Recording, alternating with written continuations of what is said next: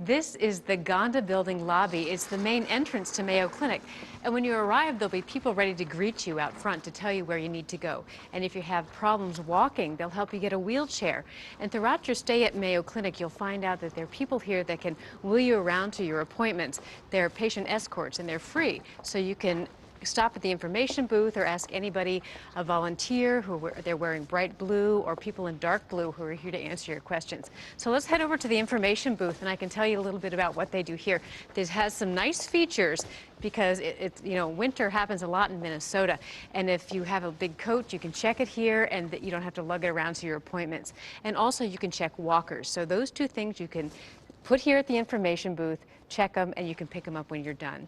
Now, over here on this side of the information booth is the Mayo Clinic Cancer Center. It's a wonderful resource for patients, their families and friends, and you don't have to be a cancer patient to go there. There's information from all sorts of aspects of cancer prevention, diagnosis, and treatment. It's really a wonderful resource. If you have time, you should pop in there. I want to point out a really wonderful some wonderful artwork that's hanging here in the lobby. These are blown glass sculptures made by Dale Chihuly. And some people say they look like, explosions of molecules, and other people say they look like underwater creatures. My favorite one is the blue bulb one. I think it's the third one in, and I do think it looks like an underwater creature. I think it looks kind of like an octopus. And as you're moving throughout the clinic, you'll notice that there are chairs everywhere, so you don't have to worry about standing up too long. You can always take a seat. They're all over the lobby on every floor, so you don't have to worry about that too much. And this section over here is admissions and business services office. It's also registration. So if you get something on a card that says report to registration, that's where you have to go. Now I want to show you a little bit more about the Gonda lobby. This is a Nathan Landau atrium. It's a beautiful atrium with lots of sun streaming through, and I want to show you a couple features that are pretty remarkable.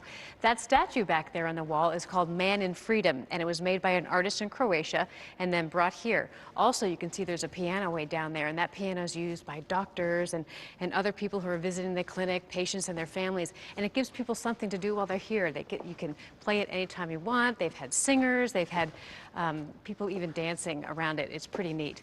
So follow me down here to show you the elevators because they're a little bit tricky. There are two elevators. One of the elevators goes from the subway level to the 10th floor, and the other one goes to the 12th floor up. So if you get on the wrong elevator, you might not be able to get to your floor, so you want to pay attention to that. Now, if you see down the hallway, you can enter the Mayo Building. Leave the Gonda Building, and then you'll enter the Mayo Building.